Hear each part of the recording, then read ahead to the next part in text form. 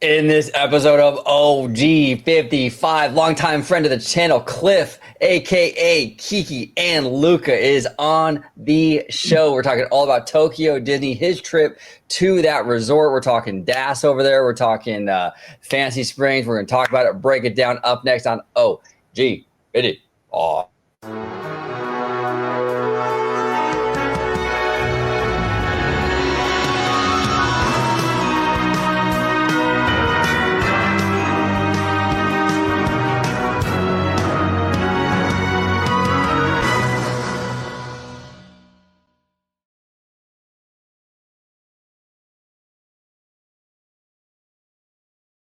Welcome aboard, everybody, to another episode of OG55. Today, we're talking all about the Tokyo Disney Resort with special guests Cliff, Kiki, and Luca. Welcome. First time on the show. Cliff, how you doing, brother? Thanks for having me on. This is like a dream come true. I'm going from like zero to hero, just like that. Disney universe. Love it, love it, love it. It's awesome to have you on, Cliff. Awesome to have you on. We're going to talk all about your trip to Tokyo Disney and dive into even a little bit of that Japanese culture as well, which will be fascinating. But yeah, if you can kind of let everybody at home know where they can find you on social media, sir. I don't really have any social media, but I do have a Twitter, I guess, under Kiki and Luca. There he is. So on X, aka Twitter, you can find Cliff at Kiki and Luca on Twitter. And again, thank you, Cliff, for joining us. First time, going to be a great show. Mr. the Italiano, how are you, sir? Uh-oh, George froze. We'll start with Webba. Oh. Mr. Webba, where can everybody find you on social media, sir? Right. Well, it makes sense because George is like looking down at me, so I guess it's my turn. Exactly. I am so sorry. This internet is really starting to piss me off. I'm so sorry. Hey, George, I'm talking, man. I'm talking. Come on. I'm talking here. Talking here. I'm talking here. Go ahead, Webba, then we'll go to George. Of course. Thank you so much for having me back on, OG and Cliff. It's so awesome to have you on. Finally, we get to talk about you and your trip to Disney Tokyo. So excited. You can find me, Mr. Webba, on Twitter /X, Mr. Webba at Webslinger760. You can also find me on Threads and Instagram at Cobweb91 and here on OG55. There he is. Rocking the glasses today, just like OG. There we go. There you go. Mr. Italiano. Okay. Not frozen. How are you? Let's try this again. I'm doing good. So happy to have Cliff on. It's really cool to talk about Tokyo Disney and just the Tokyo culture, and it's going to be a great show. But if you'd like to find me on social media, you could do so on X, formerly known as Twitter, at Disney George. You could also find me on Instagram, Threads, and Blue Sky under the Disney Italiano. And of course, you can find me right here on my home base on Orange Grove 55 with Citrus Corner, with all that sweet, juicy, but sometimes sticky Disney news and info. There he is. Okay, so Cliff, let's talk about Tokyo Disney Resort. Let's talk about the DAS system, because it does differ than out here in the States. I'm very, very curious about that. If you want to go ahead and kind of set the table for that. Right. So basically, I have a family member who is disabled and uses a wheelchair. And I went to Japan. My background is in Japan. So like I went to college, I studied Japanese. I studied in Japan at a Japanese university. I also worked in Japan, and now I practice law, and most of my clients are Japanese. So I have a lot of friends in Japan. We go to Japan often, and we took our family member to Japan, and she was able to use DAS at Tokyo Disneyland and Disney Sea. And I thought, hey, that would be a good idea to do that on a show, and I'm just really grateful that you guys are having me on. But basically, I think a lot of people think that Japan's really far. A lot of people haven't left the United States before. And I just want to encourage everybody to do that. Like, go out and go to Japan, like leave the United States. It's really easy. You just need to get an airplane ticket. It's visa free to go to Japan. And it's about 11-hour flight. And Japan has the best public transportation in the world. So and it's all very handicap friendly. And in Japan, it's called barrier free. So meaning that instead of saying like disability accessible or handicap accessible, they're saying that we're just going to try to make society barrier free for those who have disabilities, and the same applies to Tokyo Disney. So basically, before you go to Japan, you get a letter from the doctor, and I have this here. The letter from the doctor is required to have the name of the doctor, the guest's name, the name of the disability, the medical condition, and it has to be on the letterhead of the hospital. And so it has to be original. So you need to get that doctor letter before you come to Japan. And then you can then go on the app and you go on the reservation calendar. And of course, it's the same as the United States. You need to make a reservation. But there are like 3 different kinds of passports. There's like the regular day passport, which is $51. There's the disability passport, which is $48. And then there's like a children and baby passport. And so basically you'll choose the 1-day passport for the disabilities, and then you'll go to the gate. And before you go to the gate, actually, you'll take a monorail. And all of the Disney cast members are super friendly. They're super helpful. They'll get you a ramp so you can get on the train. And then you'll go to the gate, and then you'll check in and register yourself and your companion. If you're bringing a companion, you show them the doctor's letter, and then they let you into the park. And then once you get into the park, you'll go to the ride, the first ride that you want to go to, and then you'll then register again. Like you'll show them the doctor letter, and then they will ask you a series of questions, and then they will give you a return time. And then so you'll come back at the appointed time. So you have to be at the ride within 15 minutes of time. So it's different than DAS in the United States. So they give you a time, you have to come back or you'll lose your spot. And then you'll generally go in through the Fast Pass line, and then you'll be able to enjoy the ride. Okay, interesting. I have a question, Cliff. Like in terms of like, okay, so if I'm going to Tokyo Disney in general, is it pretty easy for someone like myself who doesn't speak Japanese to sort of navigate that part? Like if I need, like, for example, if I need DAS and I bring my doctor's note and I'm doing this whole process, are there a lot of the cast members there? Do they speak English, or would I need someone who speaks Japanese kind of with me? That's a really good question. So, so as you guys know, so Disney Tokyo is like the pride of Japan. Okay, so Japan used to be like a worldwide powerhouse when it came to like electronics and entertainment and everything. And in recent years, it's kind of gone down. Like Sony isn't the company that they used to be. People don't really use Japanese cell phones. But Tokyo, but Disneyland in Tokyo is like one of the sources of pride in Japan. There's a few other, but and so everybody, all the cast are trained very well. They're also, while they're very underpaid, like most of them don't get paid more than like $7 or $8. They love working at Disney. They love being a cast member, and they're trained exceptionally. So the people who are working with DAS, they're trained even beyond the regular cast, and they carry their phone with a Google Translator, and they will help. Even though they can't really speak English, they will try to help you as much as they can. And so when we see the video later on, you'll see how they interact with the guests. Like they don't stand and talk to disabled people. They will literally sit on the ground and talk to them and make them feel like they are special and accepted. That's wonderful. I love to hear that. I love to hear that. So, because from everything that I've seen about Tokyo Disneyland Resort, it seems like just a top-notch, like top-tier Disney experience.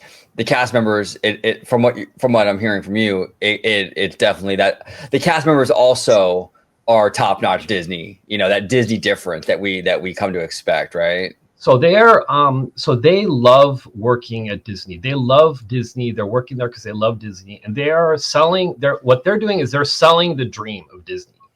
That's what somebody told me. They're selling the dream. So they are all, even though when you go there, everybody's smiling, everybody's happy, and they're acting, but they're selling a dream. They're selling the dream because the average Japanese person works really hard. They work like all day, and many times in a job they don't even like, and so they go to Disney to to experience something different, experience something out of reality. And the cast really do their best to make that happen. And so they're even within Japan, because Japan generally has exceptional service everywhere, but even within Japan, Disneyland in Tokyo is considered like the pinnacle of customer service. That's interesting. Now, you actually read my mind, Cliff, with that, because I've heard that where the culture in Japan is very polite. You don't see a lot of like, even like in the cities and stuff, like a lot of like vandalism or like trash on the ground. So the culture in general seems very respectful. So I was curious how that translated to Disney. So even though the overall culture is really respectful, it's even up a few notches at the Disney experience. So in Japan, in school, they're all taught, even in elementary school, they all clean the classroom, they all clean outside. If you go to Japan, one thing you'll notice is there aren't any trash cans. Everybody brings their trash home and throws it away. Wow. And so it's a different mindset. If you see trash on the ground, like Japanese people will go and pick it up, So it's not just that the cast are exceptional, it's also that the guests are also exceptional too, in the way they respect the cast. Like if you go see a parade or if you see fireworks, all the Japanese people are sitting on the ground. Like nobody's standing. Everybody's sitting so that everybody can see. So it's just a different kind of culture and environment. Yeah. No, I would say I think us here in the U.S. could learn a little bit about that for sure. Because especially it just happens at any theme park. Guests are fighting, they're yelling at the cast members or the team members, and just being disrespectful and rude.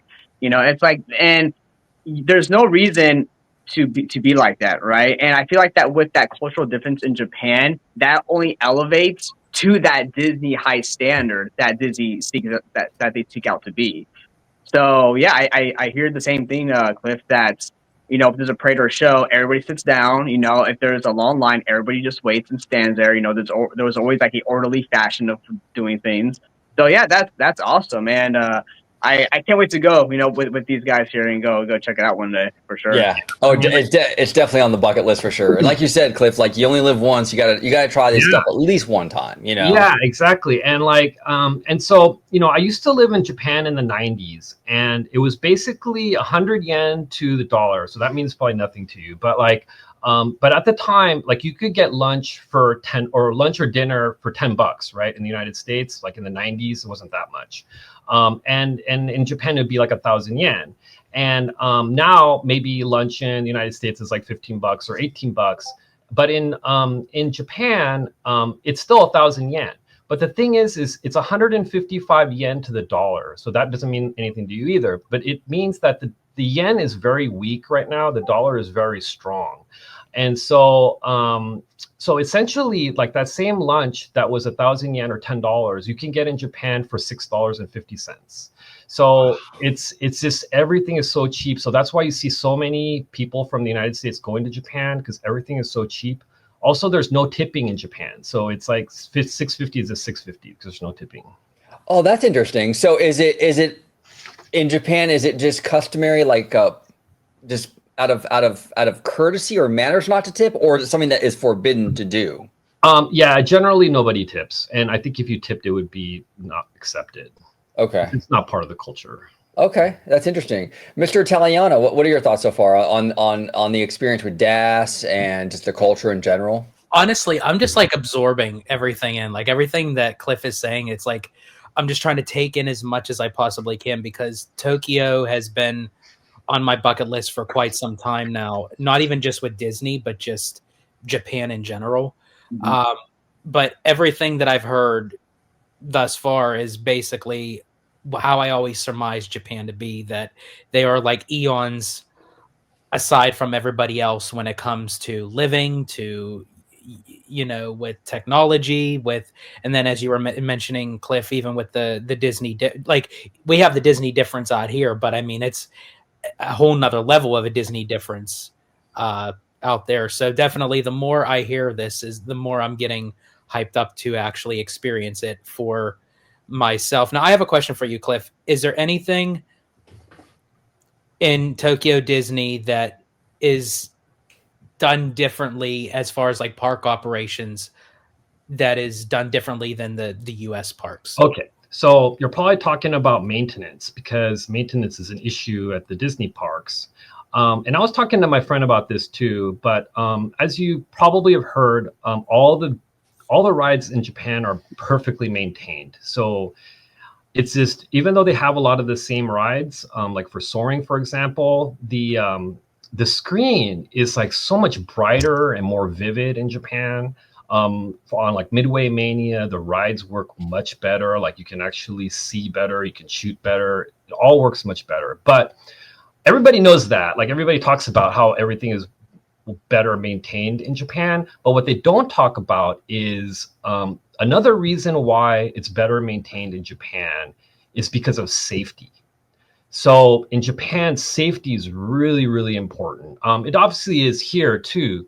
But if there was ever like some kind of incident or accident or somebody got hurt, it would be on national news. It would be a embarrassment.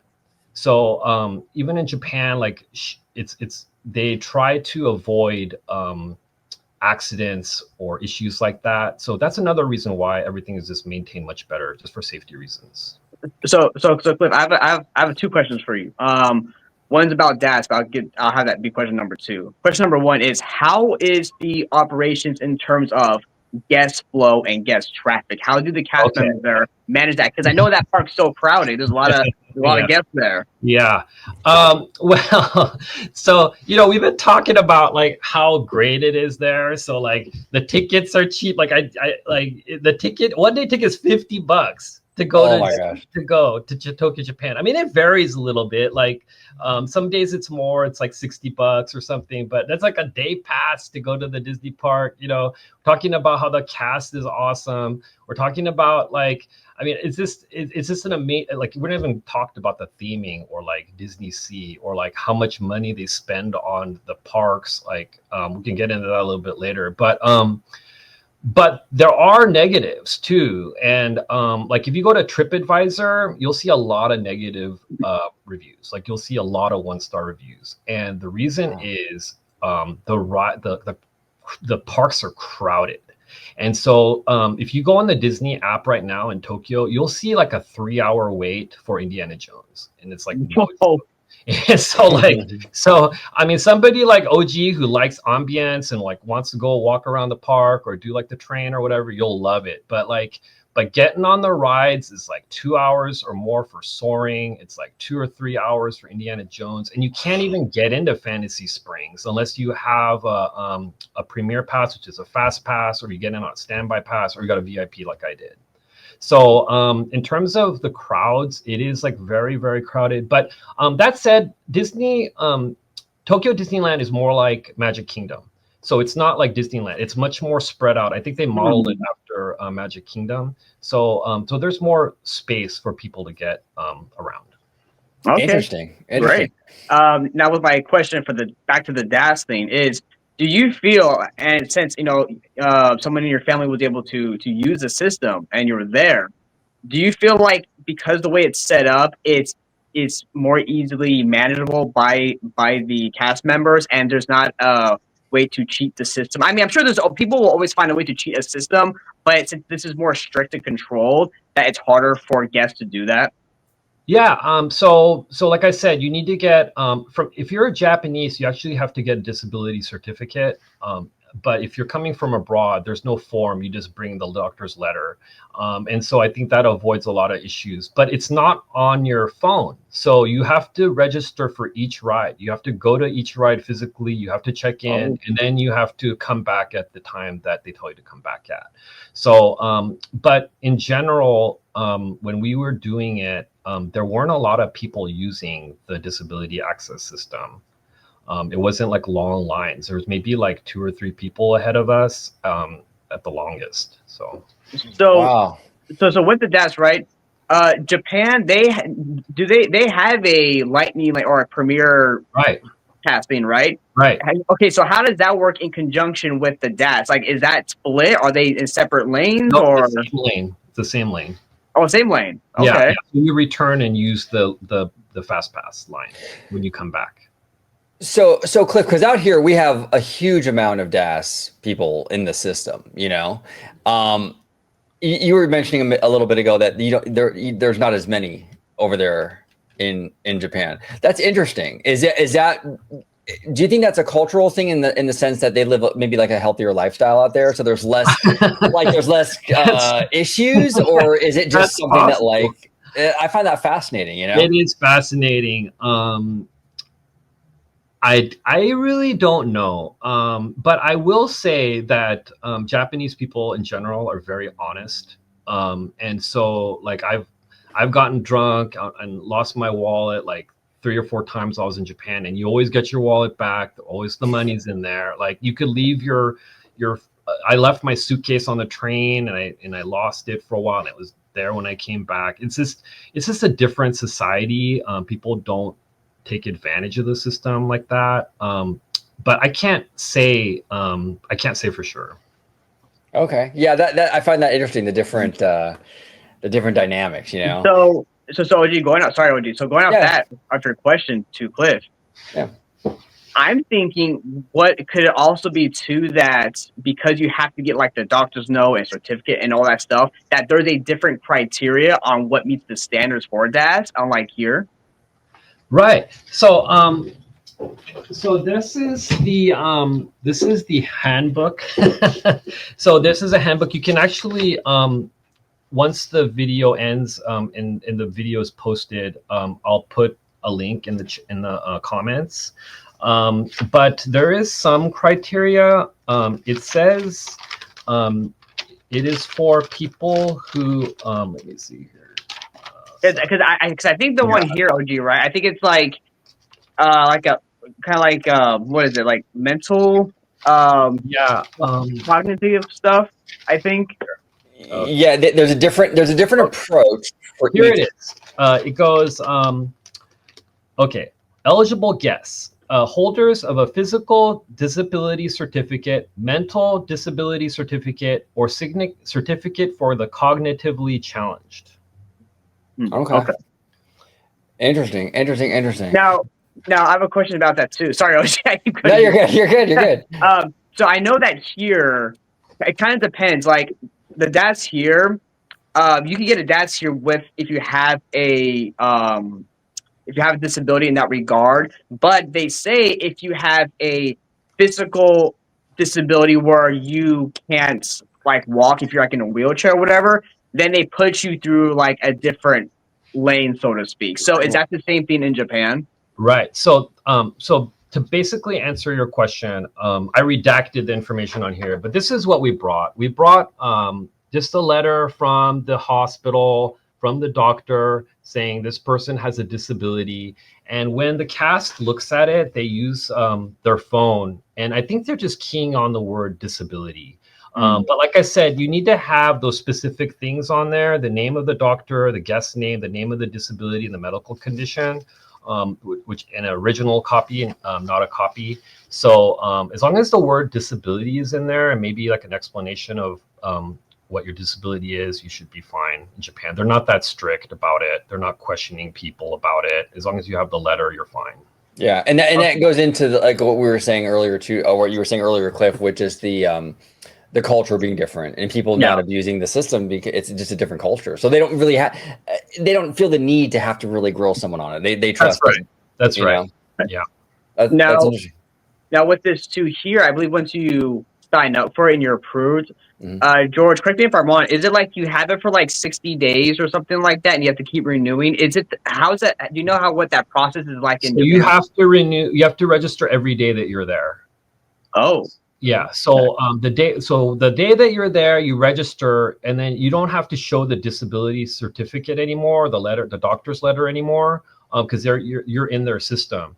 But the next day that you come back, you have to re-register, just like you did the day before. Oh, interesting. Okay. Now, since there are two parks, there's Disneyland and Tokyo Disney Sea.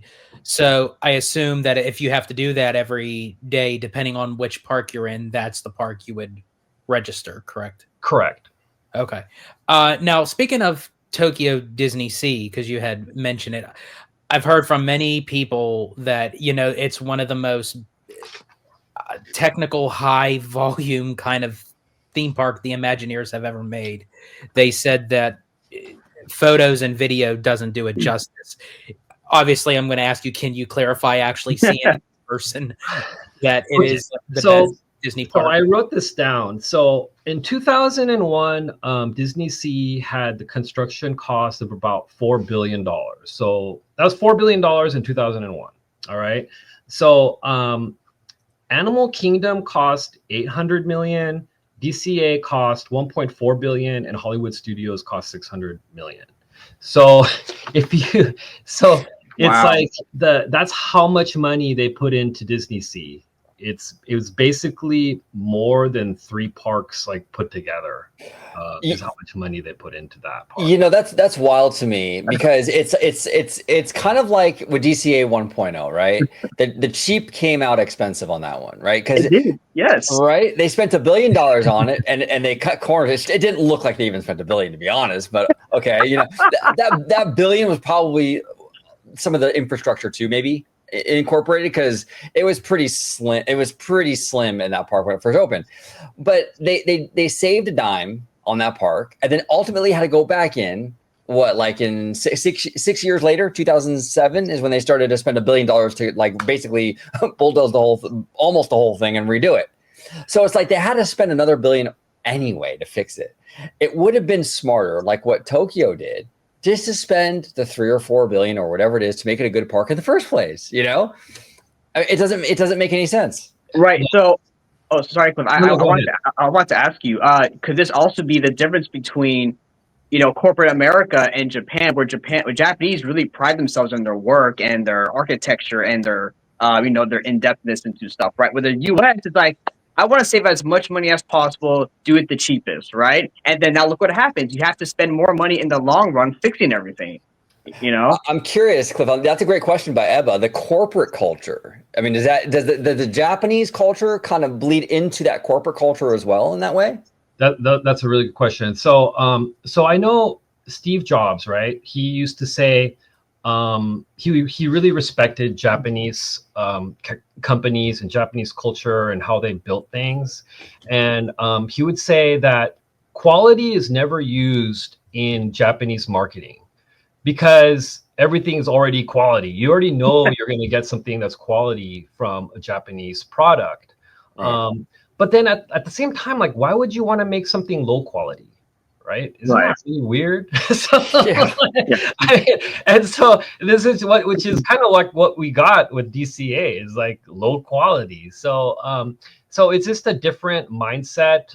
Also, like we haven't really got into the Oriental Land Company at all, but like, but that's like their main thing. Like they don't have movies, they don't have other types of businesses, they don't have TV, they don't have anything. They have to get it right, and they need to get it right. Otherwise, they're in trouble because they rely on those parks for their income.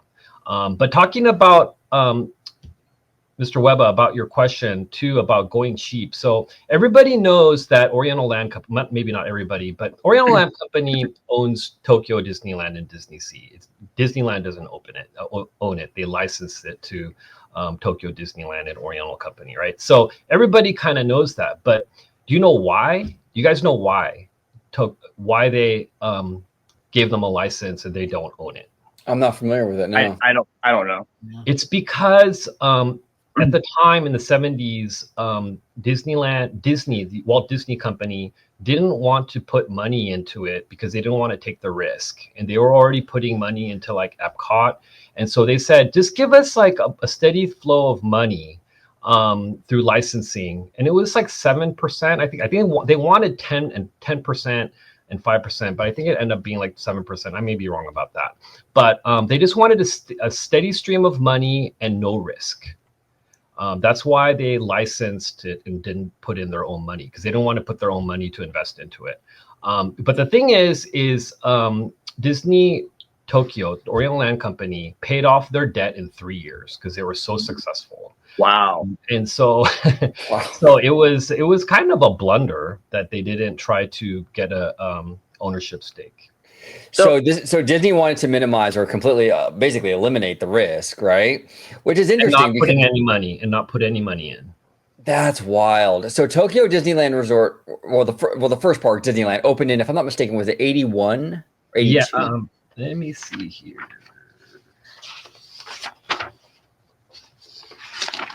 Yeah, that's wild, man. 3 years paid off debt. Oh That's yeah. Yeah, that's 3 years. insane. I remember it's I 83 or 81. Yeah, you're right. Yeah, it was those early 80s, and Disney was really struggling back then. But man, in hindsight, if if they would have just done it, I mean, in 3 years, that's crazy. So Absolutely they crazy. took out a 1.4 billion loan and paid it off in 3 years. And that's back in. Unbelievable. That's unbelievable. Wow. Wow. Wow. Go ahead, Webb. I'm sorry for interrupting. so I was gonna say, right? Let's say hypothetically, Disney did own Disney Sea and Tokyo Disneyland. Would the outcome of these parks be different than what they are today under the leadership or like ownership of OLC? I'd hate to say it. It's really bad for me to say, but probably, and probably not in a good way. I would have to say nothing against Disney, but just I feel like the mentality of how Disney runs the domestic parks and how it's compared to what Cliff described for the Tokyo parks, that's like a night and day kind of thing. I'm not saying that if Disney were to run it, it wouldn't be any good, but I don't think it would be on the level of what people know Tokyo Disney to be. Well, look at DCA and Disney Sea opened the same year in 2001. And look at those two products, like DCA, and I like DCA now. I do. It's a great park, but I mean, when it opened, though, it was nowhere near what Disney Sea is. So if Disney owned it at that time, when Michael Eisner was kind of going through this weird kind of phase, after Frank Wells passed, and just after Tokyo, after Disneyland Paris, it wasn't doing so great. What would Disney Sea have looked like? It likely wouldn't have looked like what it looked like now, Well, they didn't even Walt Disney Company didn't want to push Disney Sea. They wanted to do like a movie related theme park, and then the Oriental Land Company rejected that idea. And around the same time, they were going to build a Disney Sea in Long Beach, which didn't work out. And then they flipped that to Tokyo. Interesting. So they wanted to go the movie route, which again probably would have been the cheap route if Disney did, because it would have been that backlot, like behind the scenes kind of stuff, probably, right? Is what they were probably shooting for. That's fascinating. And speaking of movies, at Tokyo Disneyland, they still have Splash Mountain. It's the last of the Splash Mountains. Being over there and seeing it for yourself, is it very popular in the Japanese culture? Yeah, it's very, very popular. And I don't think you get as wet on there. I went in November and I didn't want to get wet, but it didn't seem like people were really getting wet.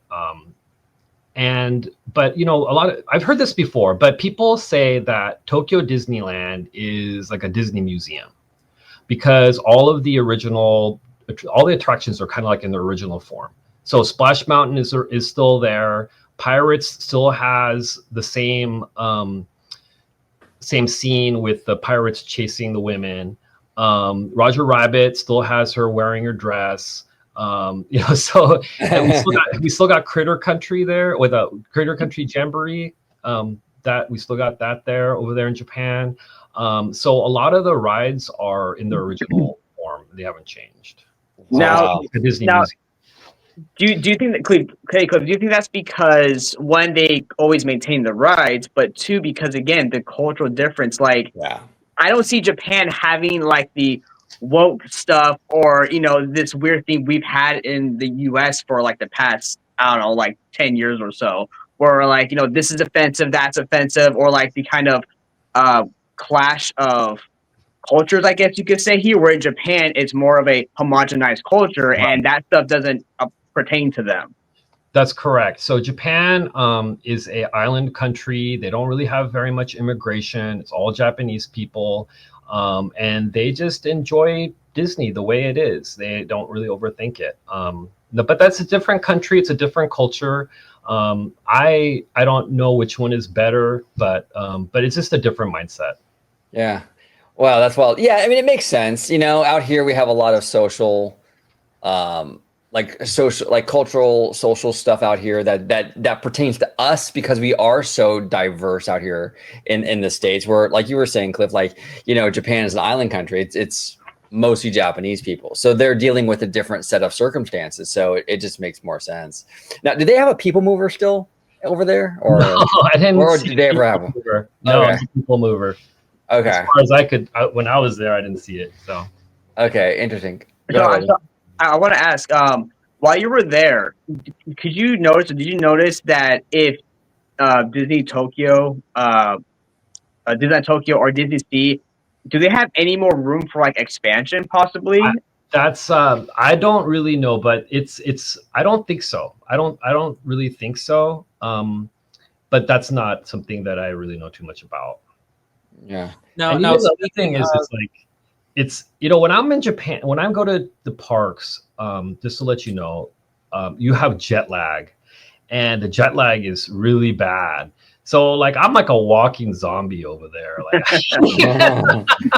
I'm like a walking zombie. Like I love it, but I'm supposed to be asleep. So just be careful of that too. Oh now, man. is that because I've heard that from a lot of people that travel internationally?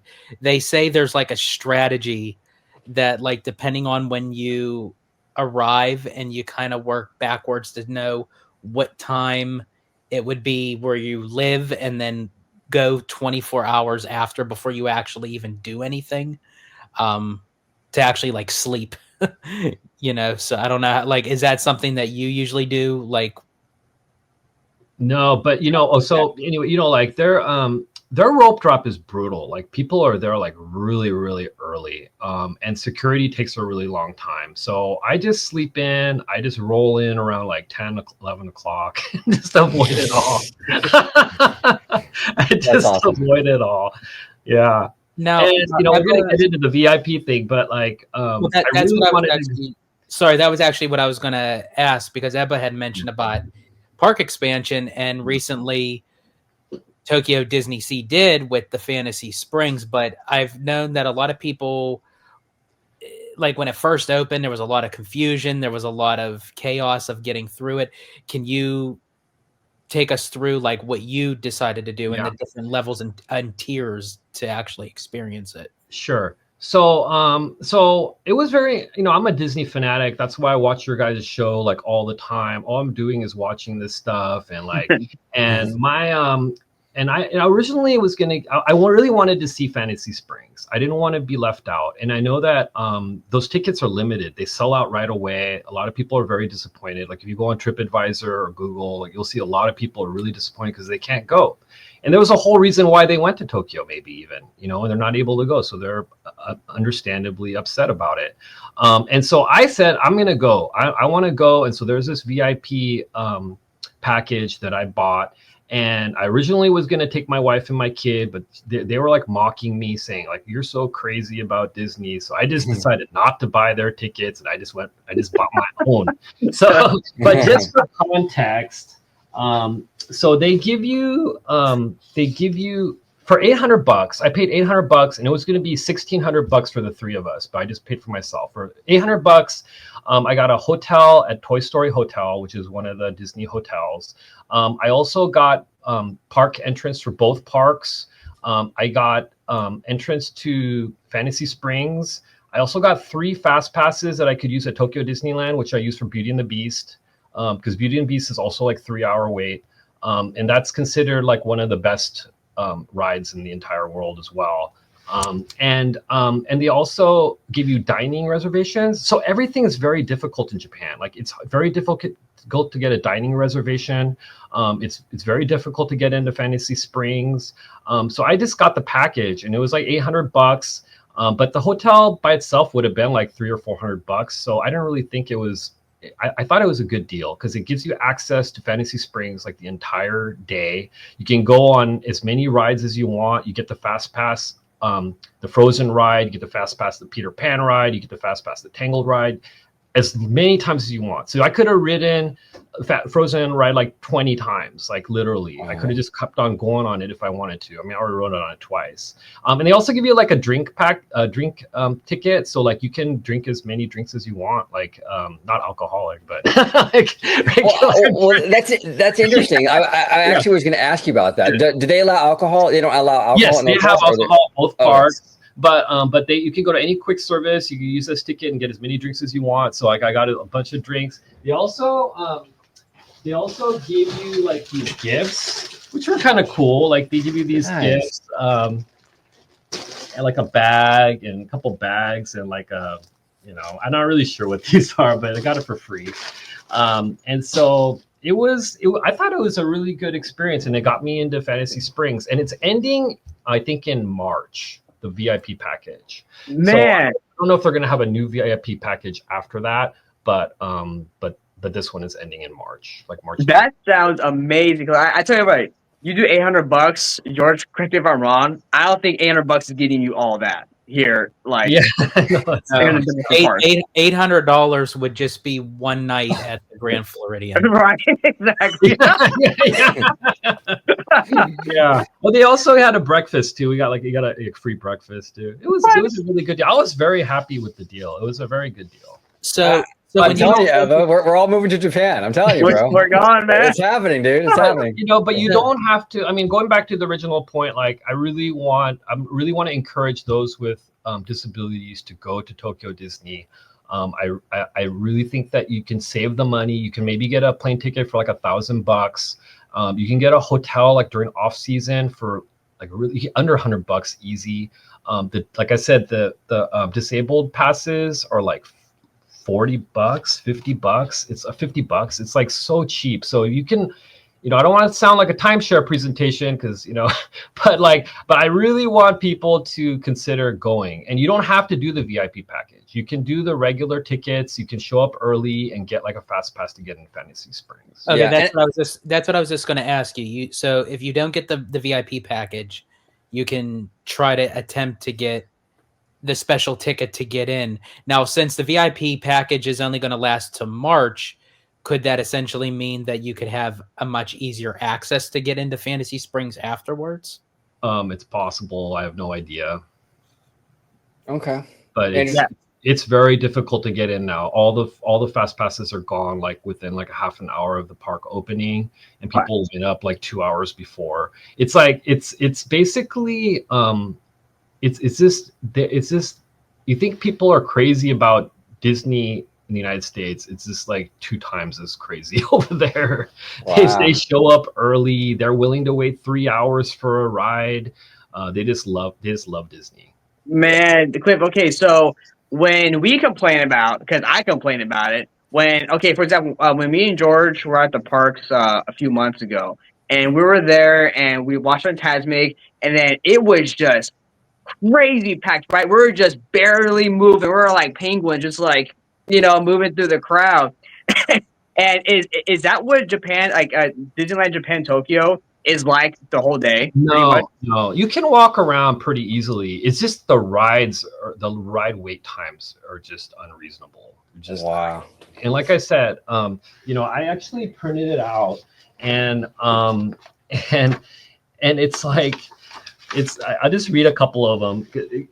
Basically, this is like some of the people on TripAdvisor. They'll go, even though it was an off day, the queues were already 2 hours at many rides when I arrived at 9 a.m. Even getting snacks like popcorn took 20 minutes.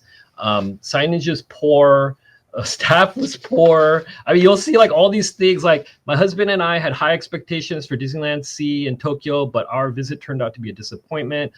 From the misleading pricing to the app not working, it felt far from a magical experience. Like it's just like it's so sad to see how horrendous planning and management has done to this park. It is borderline criminal to mislead the public by charging you to enter the park with absolutely no chance of getting on more than 1 or 2 premium rides without paying for premium passes. The wait times are ludicrous for everything, and we went on a Monday and off-peak during winter. To wait an hour just to get in, only to find all standby tickets are gone for all the popular transactions, is scandalous. It's just a lot of these like really bad reviews, just because like we're not used to waiting in line that long, and a lot of those fast passes are gone like very quickly. So you have to go like definitely go on a weekday. Don't go on a weekend. Don't go on a public holiday. And there are websites that tell you which days are really busy and which aren't. And you really need to plan on going on a day where it's really not that busy. And it doesn't feel, the crowd control is really good. Like you won't feel it's crowded. It's just the lines are really long. So this is the thing I want to touch upon, right? Here at the parks. And OG, you talk about it all the time. And I agree. And I tell you guys, right, I complain about the prices here, right? But I love this. I still complain about the prices. Now, here's the thing. The fans, including myself, you can't have it both ways here. You can't have it be super cheap and not crowded, because fans already complain about how crowded it is. It's so crowded. You're charging me X amount of money, Yeah, but if you lower the price, then everybody's going to be there, and it's going to be ridiculous. Then you're going to complain more about how crowded it is and how much more wait time you have to wait for Alice in Wonderland. Yes, and I'm glad you brought that up, Webba. And it also is. I'm also glad, Cliff, that you're mentioning the good and the bad with this experience, because I think a lot of fans out here in the States sort of we're so used to the domestic parks, and we kind of get into this thing where it's like we like to complain a lot, and then the Tokyo parks are perfect. There's no flaws at all, which isn't true. I mean, you go there and there are flaws. There's always going to be issues with something. So I like the fact that you're bringing up some of the issues over there as well, because it's eye-opening to know that, like, hey, you know what? It's not just no matter how good something might seem, there's always going to be these glimmers of like negativity or like these problems, you know what I'm saying? So it kind of grounds fans a little bit, and to kind of realize that no place, no company is perfect. And I also think too, a lot of the people that put their reviews online and what have you kind of had this mindset that because it's an international Disney park, it may not be as hyped up as the domestic parks. And it's like, oh yeah, we could just travel over there, walk right in and go on any kind of ride anytime. A little do they not know, because of not doing their research and their homework, that you still have to kind of have a strategy, even though you're going into a an international Disney park. Even more of a strategy, I would argue. But go ahead, Cliff. Oh, so Japanese. I was talking to my friend who's Japanese, and she was saying the same thing. Like people, Disneyland in Japan before COVID didn't have paid fast passes. It was all free. And then after COVID, now it all costs money. So a lot of Japanese people are frustrated with the paid fast pass system over there as well. Yeah. Interesting. Real quick, Cliff, before we go on to Fantasy Springs, because I was telling these boys, man, Fantasy Springs, I want to, if anything, I want to see Fantasy Springs. That looks so dope, dude. But also the name is just, wow, beautiful. But I want to ask you, does the fast pass system there work better than it does here in our domestic parks? Because here it's garbage. It's crap. I don't like it. How's it over there in Japan? Well, basically, I mean, I had fast passes to go on Beauty and the Beast. They basically tell you to go at a certain time, just like here, and then you just get in line and then you just wait. The wait was like pretty reasonable, I guess. For Beauty and the Beast, it was probably like 15-20 minutes, and I was able to get in. Okay. Do they have separate lines, or do they merge you into, like, because here, right, you have like a separate line that used to be the regular queue. You go in and then like you merge into the regular standby pretty much. So like half of them aren't really work. Like, okay, for example, Indiana Jones, right? You only really bypass the bottom part, right? Right. And if there's no one down there, you're not really fast passing anyone. Yeah. It's definitely a fast pass, because instead of waiting 3 hours, you're only waiting 20 minutes. Yeah, that makes sense. Yeah. There you go. Now with the fast pass or the lightning lane line, I assume you bypass all the I guess like the queue details. Yes, that's a really good point, George. One of the best things about Tokyo Disneyland and Disney Sea are the queues. So they're all like the soaring is the same ride mostly, except at the end you have Mount Fuji instead of something else. But otherwise, it's essentially the same ride. But like the queuing is just amazing. The detail, even the ride systems are a little bit different. They're more intricate. It's just so you are missing something by not waiting in line for 3 hours. But for me personally, I don't need that. Yeah, I'm with you. I'm with you on that, Cliff. Absolutely, absolutely. But let's dive into some Fantasy Springs, because I think this is interesting. Like I've been seeing pictures and video of this land, and the pictures and video just have my jaw on the ground. It's incredible what they did with like Neverland and the Tangled stuff. But kind of walk us through it, Cliff. Like, what was the experience for you? So, just to give you an idea, so Fantasy Springs cost 2.3 billion, and Galaxy Edge cost $1 billion.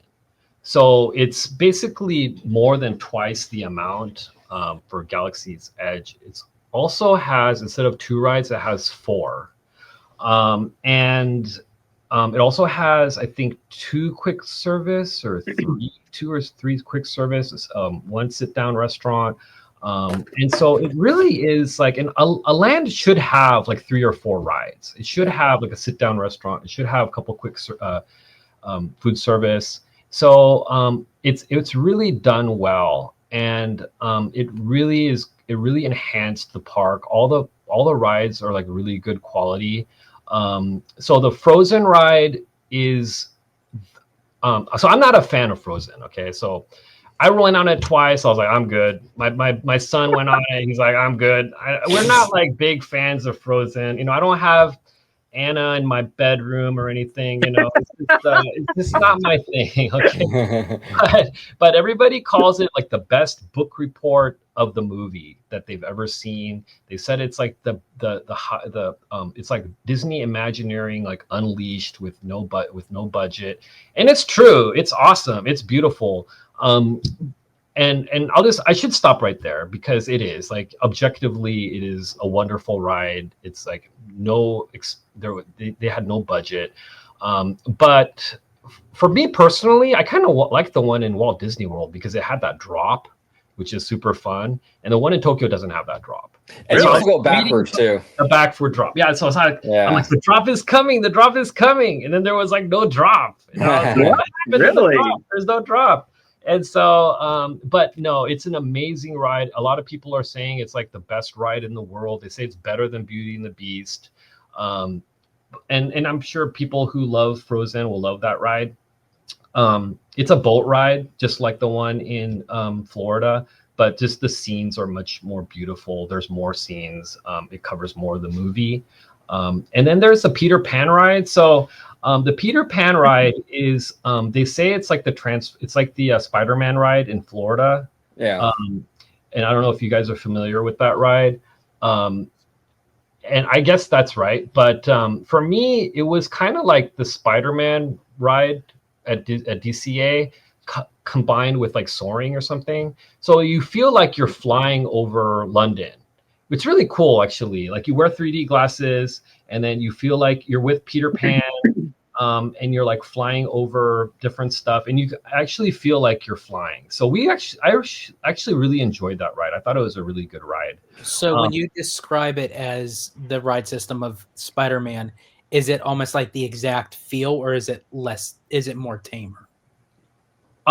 It's very smooth. The graphics are beautiful. The visuals are amazing. So it's like 3D visuals that I've never seen before. It is an amazing, very smooth ride.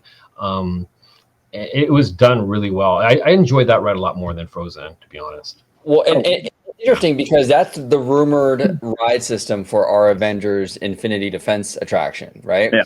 So based on what you've experienced with Peter Pan, now obviously it's going to be a different experience out here because it's going to be probably more intense just because of the source material with Marvel, more bouncy, more whatever. But based on your experience with Peter Pan, if they were to utilize that same ride system out here for the Avengers, would you be disappointed, or do you think it'd be a good fit? Well, I'm sure everybody would love it. I'm sure it'd be great. I thought it was great. Is it like my favorite ride? No, I mean, I want to get cosmic Rewind. That's the ride I want. I want that ride in Epcot. I think that's like the best ride ever. So I don't think either of those rides are as good as Rise of the Resistance or Cosmic Rewind. But that's just me because I'm not a fan of Frozen and I'm not a huge fan of Peter Pan either. But I do respect the rides. The rides are fantastic, and Disney Sea really needed those rides because those lines are really long and it'll eat up capacity. I think Disneyland probably would have benefited something from like a Fantasy Springs because it would have probably eaten up more people than Galaxy's Edge does. So Cliff, real quick, my big complaints, and I say it all the time here, right, OG, is that I get it. We're going to be going with these IP lands, but what I love about Fantasy Springs, it incorporates multiple IPs into a generic themed land area. Right. You know? And that's what I love about it too, Ebba. And that's why I was actually going to bring that up. I'm glad you brought that up because it's really smart how they incorporate. Okay, so Tokyo Disney Sea is everything's like a port or harbor or what have you. So, but they really did need something with like the princesses or some sort of fantasy based land. They didn't have that. So they took the idea of fantasy land, but they transformed it into something that fits that park. And I just think it was brilliant how they handled it. And it is, you're right, Webb. It's basically akin to the original Fantasyland, just done in a modern way. Yeah. And that's why it's so successful. It's not Frozen Land. Right. You know, you have 3 IPs in there, Peter Pan, Tangled, and Frozen. And if they have expansion pads, I don't really know. I'm not really familiar with that. But if they have expansion pads, they can add any other IP in there. If they want to add, maybe in 5-10 years, they got a new princess that's really popular, you can add that ride in there. You have that flexibility, right? You know what I'm saying? Flexibility. Now, with Fantasy Springs, Cliff, I mean, I do want you to touch upon Tangled, but before I ask, the aesthetics of the land itself, of the rock work and the carvings of the characters, like throughout the land, is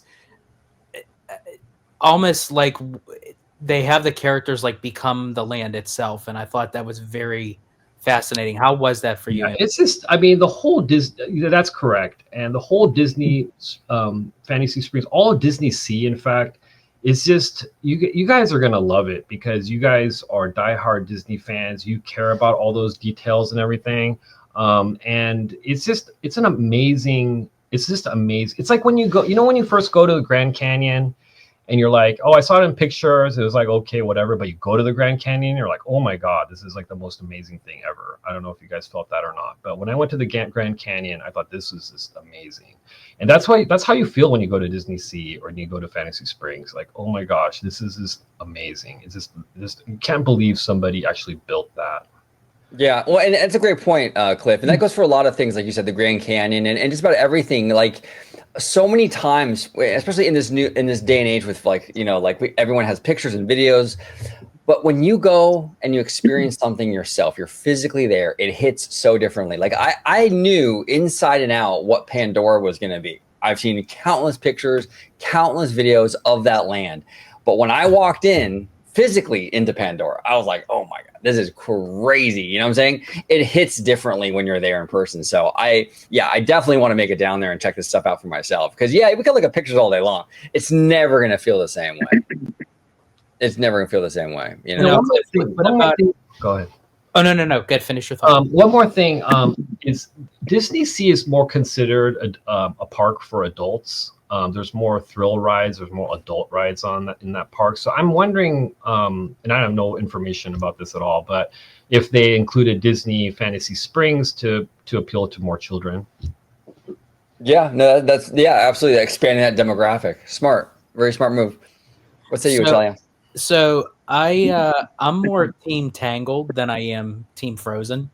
So I'm curious your thoughts on the Tangled ride. So the Tangled ride is another boat ride, but there is only like one scene.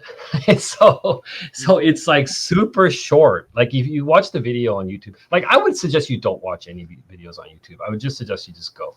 But it's just like 2 scenes. Like it's over. Like you blink and you miss it. Like it's kind of crazy that they made it so short. And it's generally most people's least favorite ride in Fantasy Springs. But that one lantern scene though is amazing. It's just like in the movie, and they do it in a way so that when you see the lantern scene, you're spending like a lot of time in there, and you can see it feels like there's like hundreds and hundreds of lanterns in there. I don't know how many there are, but it feels like there's just like hundreds or thousands of lanterns in there. They did a really good job, but it's just they didn't. There's no story. There's no like beginning, middle, and end. It's just like that lantern scene. That's it. Okay. Well, I mean, and yeah, that's interesting. And if there was one scene that you would take from that movie that you would have to have in any attraction for Tangled and nail it, that's the scene. You know? Yeah. I mean, if you're gonna wait like an hour or 2 hours, I don't know what the wait time is right now, and you just saw that, you might be disappointed. Okay. Interesting. Interesting. Just depending on how long you wait, I guess. And then the fourth ride was the second attraction in Neverland, the Tinkerbell. Right. It's a Tinkerbell ride. So it's like that ride in DC in Bugs Land, that little choo-choo train that they had. Onyx choo-choo train. Yeah. It's just like that. It's a fun ride. When I was watching some other people talk about it on YouTube, they made it seem like it was really fun and they really loved it. For me, it was just like, okay, but yeah, no, it's a very popular ride. A lot of people really like it. A lot of people like the details because the Disney Imagineering obviously put a lot of time and effort into the ride. Like everything is very well thought out. They obviously spent a lot of time thinking about it, and they did a really good job. Well, and that's a great point, because a lot of fans nowadays feel like Imagineering has lost their touch. This new generation doesn't get it like the old generation has, but they clearly do. I think it's really Burbank or these other budgetary restraints that are holding these creatives back. Because like what you're saying here with like Disney Springs, I mean Fancy Springs, sorry. With Fancy Springs, when Imagineering is able to do their job with less restraints, they do a fantastic job. Even though OLC is a different company and they license it out, it's the Disney Imagineer still creating those attractions and lands. And for them to build something like that shows you that they have it in them. It's just for whatever kind of like red tape is holding them back out here, Disney really needs to stop with that. Let them do their job and go wild with it. You know what I'm saying? Go ahead, Webba. And that's what I was going, and that's going back to what I was saying before about the difference between the corporate America, yes, Disney, and then OLC in Japan. Like 100%. Here, and this goes for across all companies here in the U.S. Right? It's make as much money as possible for as cheaply as possible. And then we have this grand plan. Budget cut. Do we need that? Nah, budget cut. And so then that really constrains like the Imagineers here, to give us the Fantasy Springs, the Disney Seas, right? Like, and I'm sure that if they had those, the more flexibility, right, and this unlimited, budget, they could do the same thing here that they can do in Japan, absolutely, or even in Shanghai. Yeah, so, a very talented group, a very talented generation of Imagineers that are there right now, and they've proven themselves if given the opportunity. So hopefully now with Bob Iger sort of in here now, and Chapek's been gone for a couple of years, and things are we got Bruce Vaughn back in the picture. We got Joe Rohde as an advisory kind of role, I believe. Hopefully we start to see some of that quality kind of come back. Because we kind of went through a little bit of a dry spell, to say the least. So yeah, we'll see. Yeah, I can't wait for you guys to go and see it and tell us what you think about it, because you guys have awesome insights. Always entertaining to hear from you guys. So waiting for that to happen. Yeah, we got to do it. We got to plan a trip. We got to go down there. We've been talking about it for so long. We got to get to it. And 11 hours isn't that bad. I mean, look, if you go to sleep, you do an 8-hour night basically of sleep. You already knocked out most of the flight. Now I've done a 9-hour travel from PA to California, so I mean, I can do. And I've done 15 hours from here to Australia, so I can do 11 hours. Well, you're battle tested. You're good. And it's just the flight it's expensive. Everything is like otherwise relatively inexpensive. The park tickets are inexpensive. The food is inexpensive. So yeah, everybody should try to do it. And like I said, if you're a disabled person, I would encourage you to go. They make it easy. They try to help you as much as they can. So I really encourage everybody to go. Cliff, I want to ask you before we move on to your pictures. I want to ask you, for Americans traveling to Japan.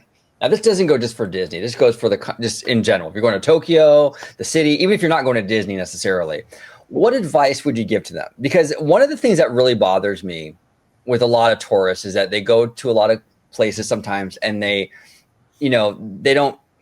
A lot of Americans go to these countries and they don't really behave themselves, and it's embarrassing for Americans here when you have people kind of representing America and they're acting like foolish overseas or what have you. Any advice you can give to like travelers visiting the country, to in terms of like the manners, the different culture that we should be mindful of when we're going over there? That's a really good question. That I could spend like an hour talking about, but basically the most important thing is to like respect their culture, and there are just things that are different over there.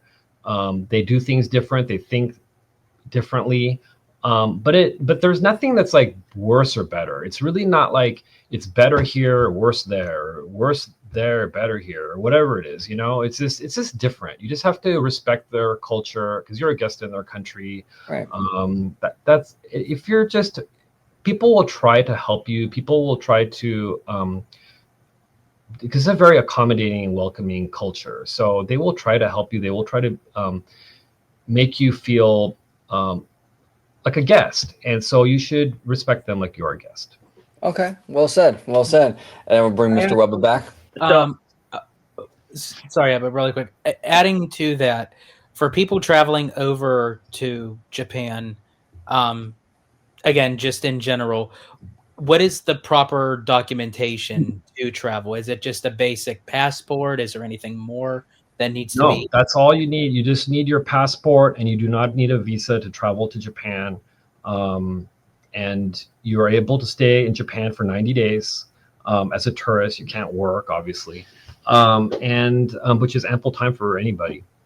Oh yeah, it's a long time. Now, what if you wanted to stay longer? Yeah, they can. Just hide in the bushes, OG. There you go. Hide in the bushes. There you go. I'll be in the bushes. My hair will blend in with the bushes. Right. It's just so easy to go. You just need to buy the ticket. You need to save the money, buy the ticket. You need to buy your Disneyland passes in advance. If you're disabled, get that doctor's letter.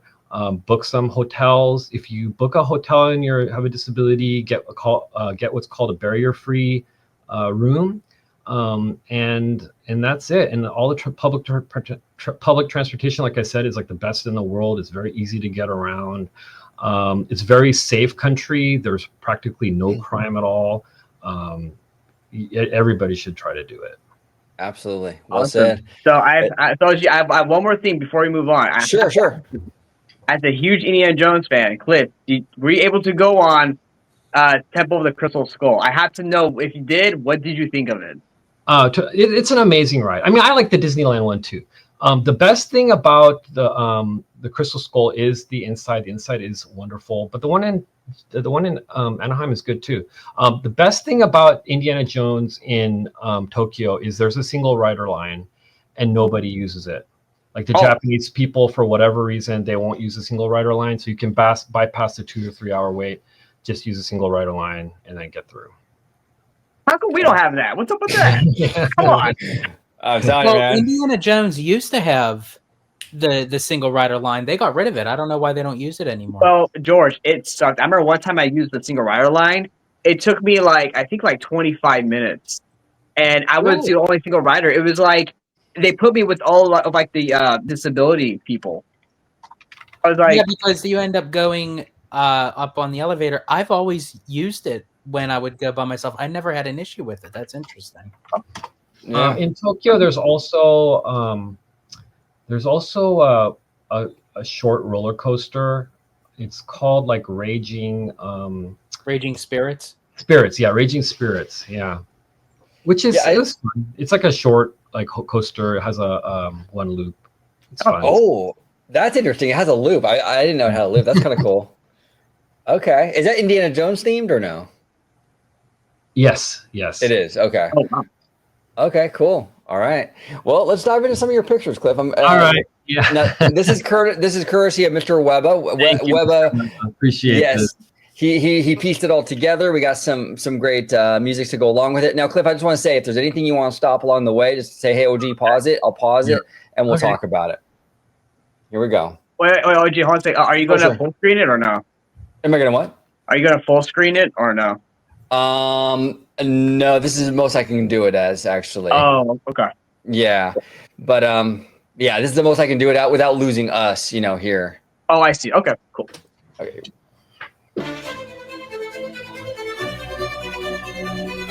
Okay, so here is the prices for the passes. If you go back, so 7,900 yen is $51.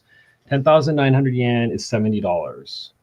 Wow, that is incredible. I mean, that's not even a monthly payment for an annual pass out here. Oh, that's the other thing I want to ask you, Cliff. Annual passes, they stopped selling them, They right? stopped selling those, yeah. Wow. That's interesting. Any reason as to why? Do we know why they stopped? I don't know. I think they had them before COVID, and after COVID, they stopped selling them. Okay, wow.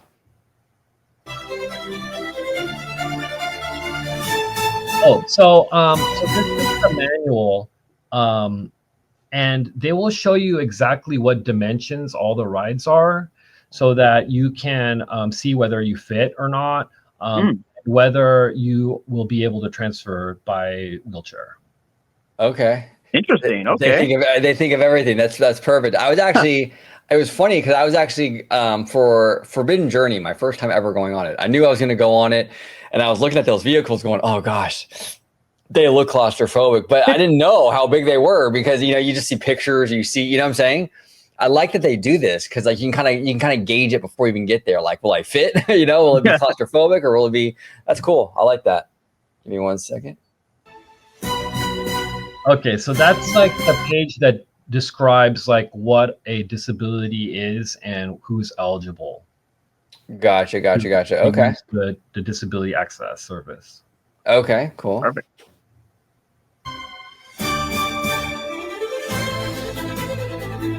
Okay, so here it also explains like what this is just dietary requirements.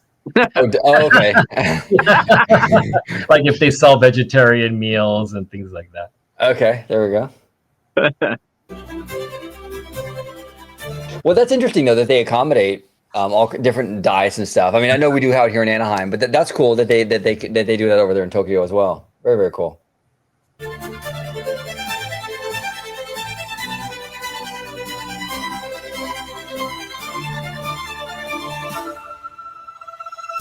Yeah, it's the same thing. Like they'll show you like what the dimensions are to see whether you're able to transfer or not. That's amazing. That's amazing. Okay. Yeah, it even has the height of the first step and the second step. That's fantastic. And they still have the Swiss Family Robinson treehouse. Yeah. Wow. Okay. So this is the transportation. Do they show? Okay, that's fine. They show the ramps. So if you want to use the transportation, you can use the ramp. Okay, there we go, right there. And I like how too the transportation in Tokyo is very Mickey-fied. Like even their monorails have a lot of Mickey, right? It's kind of cool.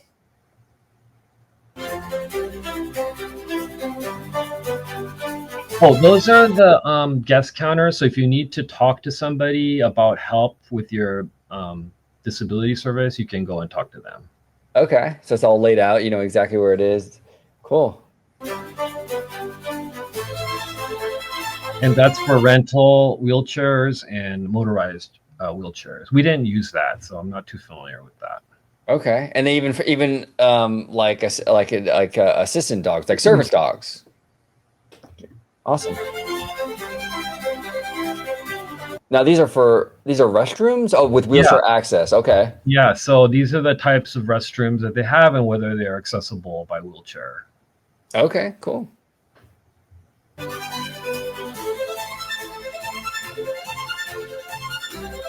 Oh, facilities with elevators. Yeah. Oh, so okay.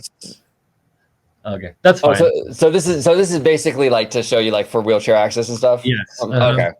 And then this right here. Oh, this is insane. I saw this. I was like, what?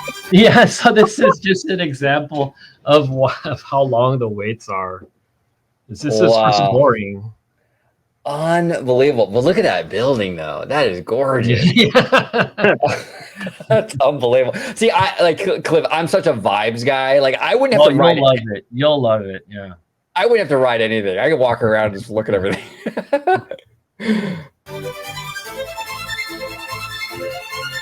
Let's look at some of these. Okay, so Indiana Jones is 95 minutes. Okay, that's not pretty. too bad. Yeah. Nemo and Friends, 50 minutes.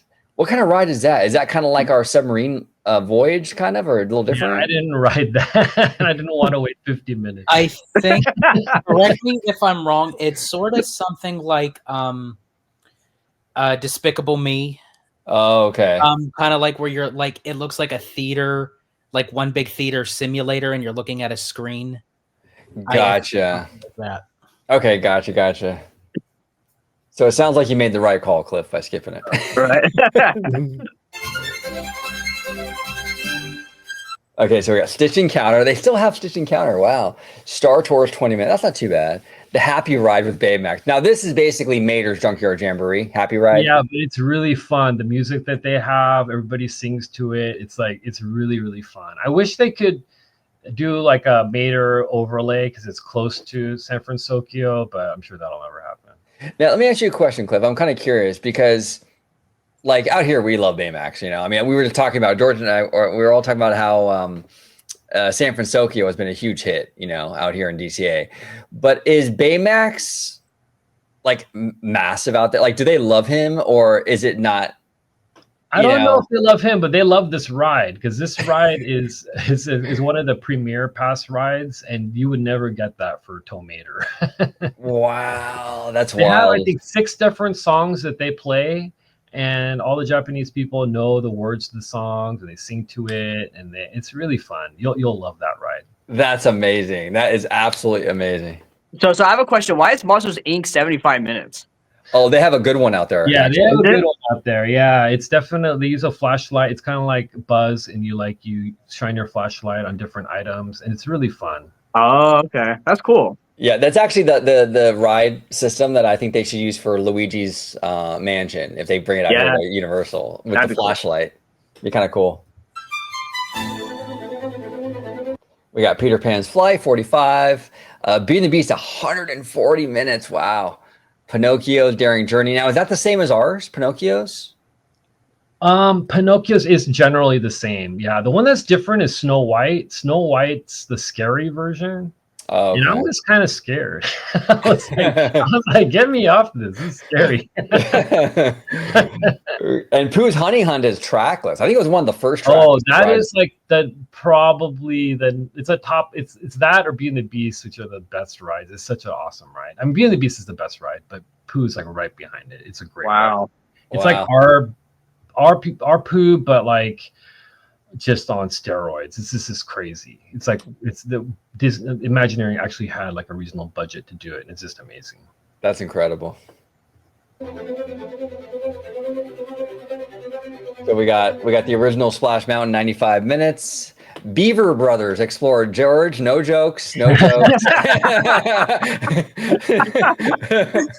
Alice is Tea Party, so the teacups, and It's a Small World. Operation Suspended. Is it closed because they were getting ready for a holiday or something? Yes, that's correct. That's correct. Mm-hmm. Okay, gotcha. Oh, okay, so here is the ticket again for people with disabilities. So it's a discounted ticket, and you can bring one person. Okay, cool. So this is the reservation system, and the circle means that you're able to make a reservation. Okay. Now, do we know when they started? Was this after the pandy, or did they have this? Okay. I'm pretty sure it's after the pandemic. Yeah. There's got to be. Because even OLC is doing it. There's got to be a lot of, and I would imagine it's a gold mine for like data and stuff, and also for staffing. I mean, you know exactly how many people are going to be there on that day. You can account for okay, we need X many of cast members because this many people are going to be there. For the business end of these parks, it just makes a lot of sense. I know a lot of guests don't like it, but I think from the business end of things, like Disney and OLC, I can see why they're drawn to these reservation systems. Yeah, well, OG, I would say I'm the one you guys always hear. I complain about it all the time. I don't like the reservation system. Although I see, like then the business side, if you know how many people are coming to your park, you know how much merchandise to forecast to purchase. You know how much food to purchase, right? So that way you can take more control in your spending, and you hopefully decrease how much you're spending and increasing your profit. 100%. Well said, sir. Oh, so this is the app, and you can see this is how you buy a ticket, how you do the mobile order if you want to book a restaurant or book a show. Okay, cool. And so these are the different there's the Premier Pass, there's the Priority Pass, and the Standby Pass. So the Premier one is paid. And I have a list, but I don't know if you want to go through that. And then there is the Priority Pass, which is not paid. And so that they're basically fast passes. Okay. There's also like a lottery for shows. So unfortunately, their shows are really great, but it's very difficult to get into one of their shows. Wow. So it's a lottery system, but you don't know if you're going to get it or not. You just right. have to So I just paid to see the show. That makes sense. Okay, so that's Disney Sea. That's the famous mountain, and it is incredible. Wow! Like you walk in there, you're like, "Wow, this is just an amazing thing." And basically, I saw this on another YouTube channel, but like based on which port you're at or which land you're at, you look back at the mountain and it blends in with that port. Oh, interesting. Which is crazy, right? That is crazy. And this will erupt every night? Yeah, it erupts. I actually don't know how often it erupts, but yeah, it does. It's insane to me. George is going to say something, but yeah, right. Exactly, George. The gears are turning.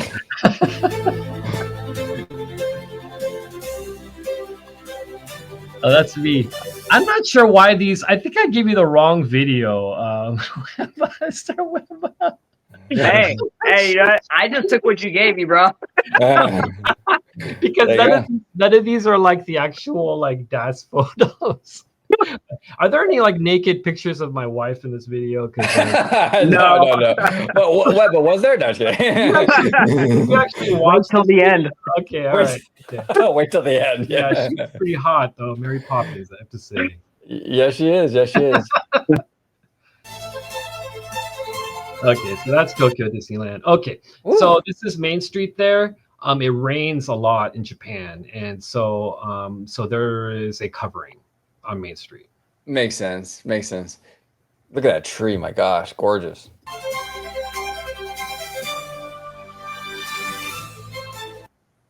And this is. Oh, let me go back. Oh.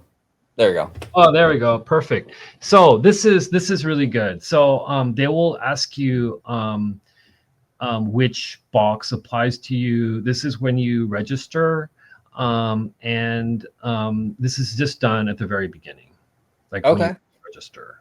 When you register, okay. Mm-hmm.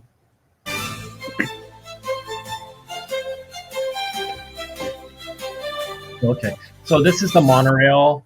So you basically go to what's called Maihama Station. You take the subway there, and then from there you go on the monorail at Disneyland. And there's I think 4 stops there, and then you get into the parks.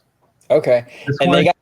This one is Toy Story because we were at the Toy Story Hotel, and then if you want to go to the other places, you can use you must use this to get there. Otherwise, you have to walk, which is too far. And they have a very unique monorail system. They're kind of chunky cars, but they got the Mickey windows and everything. It's very cool. Well, OG, if you go back a little bit, there's a portion you'll see that right there. There we go. There. Thank you, Mr. Webba. That's exactly it. And they even have the Mickey handles. Look at that. Yeah, see, that's why I love it. It's like that. They like theme out everything, dude. That's like Yeah. so cool. That's awesome. George, you gonna get some Mickey handles above your bed, and put it over your bed, bro?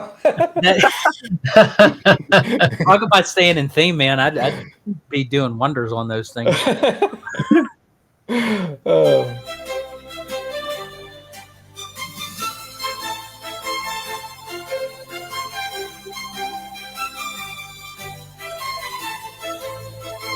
Okay, so this is the you have to pay to use this monorail, but it's really cheap.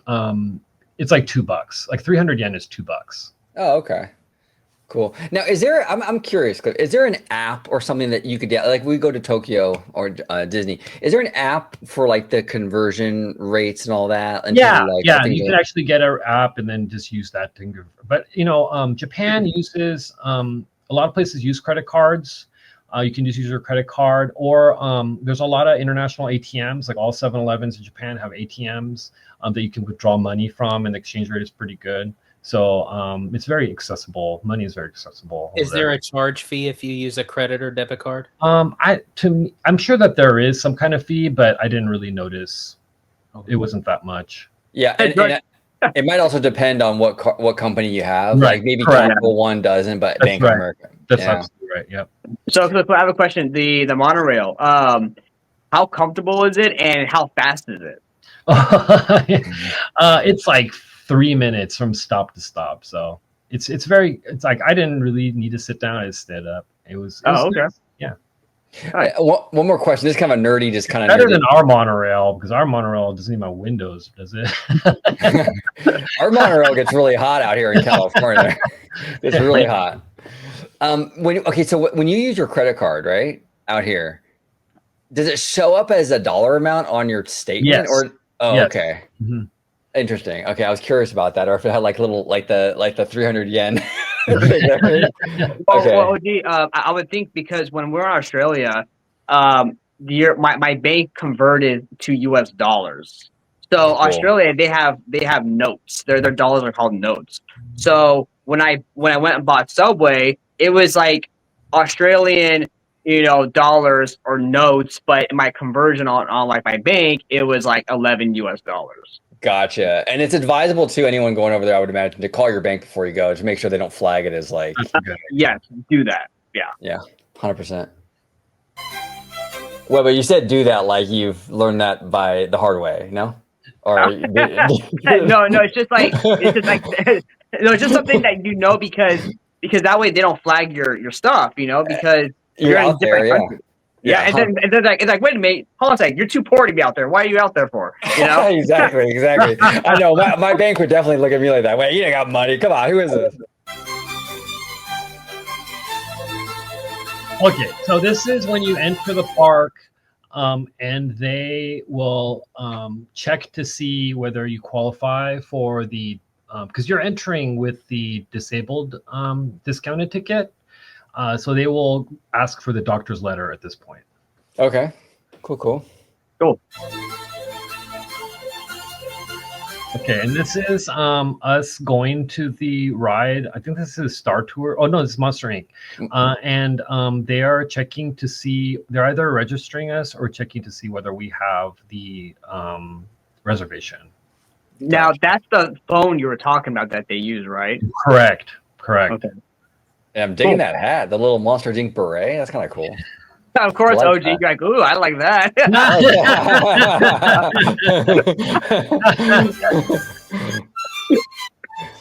So people with disabilities have a special seating area for the parades. Perfect. I love that. Awesome. And this is their Christmas parade, I assume? That we're looking at? Yeah, yes, it is. Yep. Well, real quick, for their parade, how do you find their show production value compared to like the US? Yeah, I'm not really a parade guy, so I was like not really paying too much attention. Sorry. Like some people are in the parade, some people are like there are and I wrote this down because I'm not like that totally interested in it, but I thought some people might be. But there, this is another thing. This is like nothing to do with this, but like I know some people care about food, and I'm not like a really big food person. But there is like a bunch of different kinds of popcorn. So I'm just gonna say it just because I don't want to forget. But there's salted popcorn, caramel popcorn, black pepper popcorn, curry popcorn, soy sauce and butter popcorn, milk chocolate popcorn, strawberry popcorn, cheese popcorn, honey popcorn. And I heard there's like a new one, like a roast beef popcorn too. So, Wow. Oh, that's so interesting. I'm not like a big food guy, but that's my contribution to food. And I'm not really like big into the shows. There was a really good show at Tokyo Disneyland that I paid like fast pass to get in, and it was great. The only thing is that they lip sync. So if you're okay with that, then that's bad. We actually have, I think. Everybody's like, oh, Tokyo's better at everything. No, I don't think Tokyo's better at like everything. Like I think Hollywood Studios and Walt Disney World has like the best shows. They have Beauty and the Beast, they have like Indiana Jones. I don't think Tokyo has everything that's better. But yeah, the shows seem like okay to me. Okay. Anyway, this is kind of nerdy, but what's interesting to me is this lamppost looks like it's a Toontown lamppost. So does the parade go through Toontown? Or near it or something? I don't remember where I was at. Okay. Yeah, that lamppost, that's interesting. It does, yeah. Oh, so that's the Beauty of the Beast castle. Yes. Which is badass. That ride is badass too. It's all in Japanese though, but it's just a wonderful ride. It's just like you feel really good when you're there, like watching it, listening to them. Even though you don't understand what they're saying, you don't understand them, what they're singing, even though you know the song. It's just a very uplifting ride. Like everybody loves that ride. Even my son, who's like 14, he's like a grouchy teenager. He's like, "Oh, that was a cool ride." Awesome. And to George's point he makes all the time, which I agree with. How come we're not getting like these classic era Disney IP attractions in the domestic parks? We got this in Japan. We're getting the Lion King ride in Paris. Like, what the hell? No, I know. That Renaissance era is very much underrepresented here in the domestic parks. I don't get it. I really don't. But it's not even just the current administration. It's even like Biden's fault. Yeah, it's all Biden's fault. Oh, Biden, come on, get together, Biden. No, it's even during Michael Eisner. Yeah, it's crazy to me. It's absolutely crazy to me. Gorgeous, absolutely gorgeous. Okay, so this is the Sinbad ride. So this is a Sinbad ride at Disney Sea, and it is a wonderful ride. It's basically like it's a small world, but with Sinbad. And even though you don't understand what they're saying, you don't understand. I think the music is done by Alan Menken. I'm not positive, but that's what I read. And it's a really cool ride. So in order to ride that ride, you have to transfer wheelchairs. So you have to go from one wheelchair to the other wheelchair. Oh, okay. Interesting. Isn't there a cute little tiger in this attraction, if I'm not yes. mistaken? Yes, there is. There is. Okay. And then this, I think, is the monorail. So you will call, you will talk to somebody who's at the train station, who works at the train station, and then you'll tell them which stop you want to get off at, and then they will put this ramp on there for you. And then when you stop at your next exit or wherever you're gonna stop, they actually have somebody there waiting for you with another ramp so you can get off. Okay, cool. There it is. Yeah, that's a Sinbad ride. Wow, and this is okay. So this one right here. I'm sorry. This right, it was Sinbad, right? Yes, that's Sinbad. So they will put a ramp there. So if you're in a wheelchair, you'll be able to get in. Cool. I like you in. Gotcha. I like the load area. It's very Pirates of the Caribbean. It is, right? Looks nice. I like that. Very cozy. Okay, what is this? This is fireworks. So everybody sits down so that everybody can see. Look at that. Manners, being polite. It's amazing. You never see this in the American park. It's crazy. Absolutely crazy. Oh, gee. Now, what is this? I love it. People are respecting other people. This is like, oh my gosh. Okay, so this is another example of transferring to a vehicle. To a vehicle. Gotcha. Yes. Oh, so this is the Beauty of the Beast ride. And so you could just, I think you could just bring your wheelchair in there directly. Oh, Oh, that's that's easy. dope. I'm not positive. They might just drop you off. But they have a separate entrance for those in wheelchairs, and they make it very easy to get on. And you're not like rushed or anything. There's nobody behind you. It's a separate entrance. And like I said, they're very, very supportive of those with disabilities. Perfect. I love that. And then I love these ride vehicles because it's a very unusual. You don't really see ride vehicles like this. No, and what again? OG, I was saying they really take their theming and like atmosphere like into that next like an immersion to a whole new level, dude. Like this, you're like in Cliff, correct me if I'm wrong, but you're like in a teacup, right? Basically. Yeah. This is Beauty of the Beast. Yeah. So that's Wow. that's so cool, man. It's cool. It's like big, like a huge teacup. It's awesome. Okay, so this is Star Tours, and there's like an elevator that they set up for you, so you can just use the elevator and then access the ride. Hey, look, it's the Star Cruiser. Star Cruiser, yeah. There it is.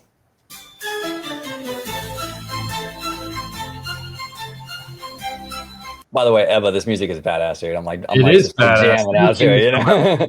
Oh, thank you.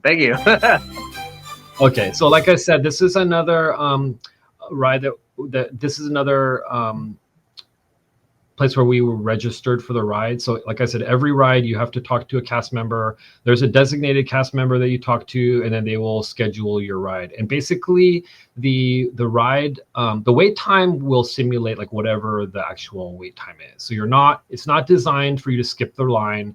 It's just designed for you to wait somewhere else instead. And like I said, the cast members, they kneel down so that, you know, that they're very respectful when they talk to you. Just really high customer service. Yeah, see, and here's the thing, Cliff. If they do that here, man, guys, imagine what their cruise line is going to be like, right, George? Because I know, like, you know, the cruise line is like that with their customer service. I can imagine what like Tokyo's cruise line is going to be like. Oh man, That's going to be high level immersion and experience on steroids. They're gonna have because OLC is literally paying for the entire ship. Oh my gosh. Wow. They're gonna have like a full blown dark ride on there. They're gonna have like Mr. Toad's Wild Ride, like exactly as it is at Disneyland on that ship. Wow. Right, I know. Okay, so this is the Baymax ride.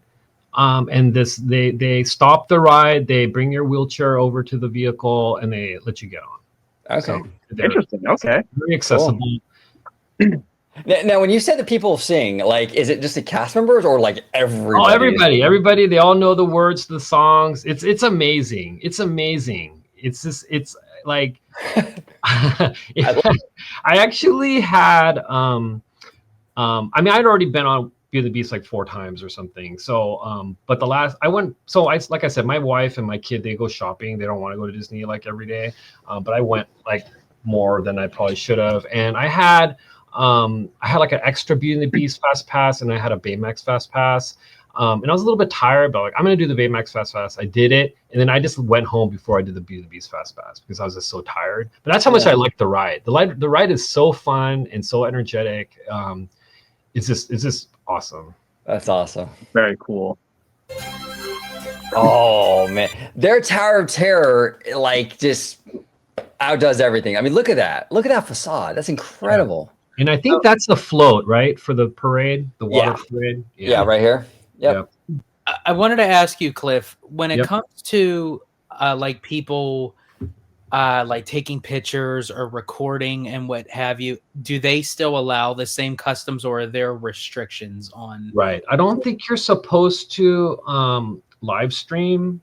But I saw a lot of people taking pictures. I didn't see anybody saying not take any pictures. Where I did have people telling us not to take pictures and video was Universal Studios Osaka. We were always told like, oh, you can't, like we were on the Jaws boat, and they're like, no, you can't take video. But we were never told not to take video, not take pictures while we're there. Okay, interesting. There's Rapunzel in her tower. Yeah, There you go. yeah, it is really amazing. And I think some people said this, but they actually have what's her boyfriend's name? Flynn I Rider. don't know. Yeah, so he's actually outside, I think, exposed to the elements. So they have animatronics that are outside, which is kind of cool, right? Wow, that's crazy. And that's that rock work that George was talking about. Dude, I love this, man. This is a banger right here. Oh, as I was beautiful. saying, like the rock work and like the way they represent the characters and the scenes, it's like just a part of the land itself. I thought that's just amazing. See, George, and that's the thing, bro. It's like that. Like to me, like if like you had like the definition of like magic, this would be part of it right here. Like this is like Disney magic right here, dude. Oh, Well, dude, it's so visually pleasing, man. It is. And the thing I love about it, and this is actually one of the things I love about Grizzly Peak, is it's definitely a bear. You can definitely tell it's a bear, but there's something, the way they do it still feels like somewhat organic in nature in a bit. It doesn't feel like Mount Rushmore, which is like faces on the mountain, right? Yeah. This kind of feels the same way. It's like, yes, they're characters. Yes, you can see the brooms from Fantasia emptying the water buckets, but it still feels like it's a natural sort of like these are like organic formations though. Even though they're Disney characters, they feel somewhat natural. They don't feel like I said, like Mount Rushmore. Well, and then there's some of the other ones which aren't even really statues, kind of like Mickey here. There was like the one of like some of the princesses where like they're kind of carved or shaped in like a silhouette, but it's still rock though in like the water and stuff. Like that's so cool, dude. Oh man, yeah, it's incredible. I love this. This is like Disney magic, like jizzed all over the place. Absolutely. Hey, George, is that water your jizz, bro? That's exactly it. Yeah. Okay, so with the VIP pass, you show them your wristband, and then you use your phone to get in. Okay. So like I said, you can go as many times as you want. It's crazy. Awesome. Nice. Yeah. And so this is the Peter Pan, like the entrance to the ride. Everything's themed perfectly. And it is interesting that they decided to choose Peter Pan and Tangled and Tinkerbell. I'd be curious to find out why they chose those characters. Yeah, they must like maybe in Japan, those particular IP like really moves a lot of merch or something. Yeah. That's interesting too. Yeah, because they also have Peter Pan's flight over at Disneyland, and then they have a whole complete Peter Pan section with 2 more rides over at Tokyo Disney Sea. Yeah, there's something to that for sure. Absolutely. I mean, it's not exactly a new IP, you know. It's really old. I mean, even the Disney movie's really old, and it's like, so for them to put that much investment into that, yeah, it's got to be selling a lot of like T-shirts and hats and stuff. And I love how they do the title card, like Peter Pan font or whatever. Oh God, it's so good. Like just so perfect, you know. Like from the movie and everything. Well, here's the thing too. And I would say that for me, Peter Pan is actually one of my top favorite Disney animated movies because it's a classic fairy tale type of movie, right? You know, you have the good guy, the bad guy, or bad guys. You know, you have this magical far off place. Peter Pan is about staying young forever and the kind of freedom he has, right? That flexibility, OG, right? You got that flexibility. You know, and then you have, you have all like, the beautiful mermaids, flirting with you and everything, right? I mean, like this guy got it made pretty much. So, he can go to Earth, fly to London and all that good stuff. It's all around just a really great, fantasy fairy tale Disney movie. And I really like it. And I'm so glad to see Peter Pan still get recognition. Because remember, we had a few, last year, there's that whole theme where it's like, oh, they're getting rid of Tinkerbell or whatever, right? No, that was bull crap. I mean, come on. Yeah, no, Peter Pan's amazing. It's quintessential Disney. It's just that core, like that childlike imagination, right? Yeah. It just speaks to so much. I love it. Okay, now what is this? I'm not sure why this is in the video, but again, it is. Surprise, Cliff. This is Harry Potter in Tokyo. Oh, okay. Harry Potter in Tokyo is badass. I was not expecting what it was, but it is essentially like just from the movie. Like you feel like you are in the movie. And it was like we did we went in, we were there for like a couple hours or something, and then there was like this big like dining area. We're like, oh cool. I liked Harry Potter, but I was like exhausted. It was at night. I was like, okay, cool. I'm like done. I can just go home now. But it was as amazing as it was. I was like, I need to go home. And they're like, oh, this is just half. And I was like, what? Like they're like, you can spend like 6 hours here. And I'm like, what? Okay. But no, if anybody goes to Tokyo, go to this and you're a Harry Potter fan, you gotta go, because it is like, I was shocked at how amazing it was. And I'm not even a Harry Potter fan. Wow, that's incredible. I mean, look at the details. It's just simply beautiful. Yeah, it's like it's just scenes from the movie that are like is like the detail is just amazing. Yeah. Absolutely. I think I just probably sent these to you, Mr. Webba, just like for my own, just to tell you I was there or whatever. But it's cool. I'm glad you put it in the video. Thanks. Sorry. I thought that they're really cool. I was like, oh, we should. But it's just the theming, just the detail of these is just incredible. Like the pictures don't do it justice. Yeah, absolutely. All right. Thanks for watching. Yeah, the fantastic. Kiki and Luca, I just want to thank you so much, like, for sharing this with us today. And not just the parks, but with the culture and everything. Really fascinating stuff. So thank you, Cliff. Appreciate you. No, thank you guys for first of all, thanks for having your show and making my day a little bit brighter every day. I always look forward to watching your shows and having me on. This is so fun. Thank you so much. Yeah, absolutely, absolutely. And if you can remind everybody where they can find you on social media, sir. I'm on X, Kiki and Luca, but I don't really use it. There you go. He's on X, but he doesn't really use it. And Mr. Italiano, where can they find you on social media, sir? Absolutely. You can find me on X, formerly known as Twitter, at Disney George. You could also find me on Instagram, Threads, and Blue Sky under the Disney Italiano. And of course, you can find me right here on my home base on Orange Grove 55 with Citrus Corner, with all that sweet, juicy, but sometimes sticky Disney news and info. There he is. And last but not least is the one, the only, the wonderful Mr. Webba. Where can everybody find you on social media? Yeah, you can find me on Twitter, Mr. Webba at Webslinger760. You can also find me on Threads and Instagram, Mr. Webba at Cobweb91. You can also find me here on Orange Grove 55. There we go. Everybody, comment down below with all your thoughts and questions if you have any questions for Cliff in regards to Japan or the Tokyo Disney theme parks. Put them in the comments down below. Thank you so much for watching this episode of OG50. Thank you for watching OG55. If you aren't already, consider becoming a member today.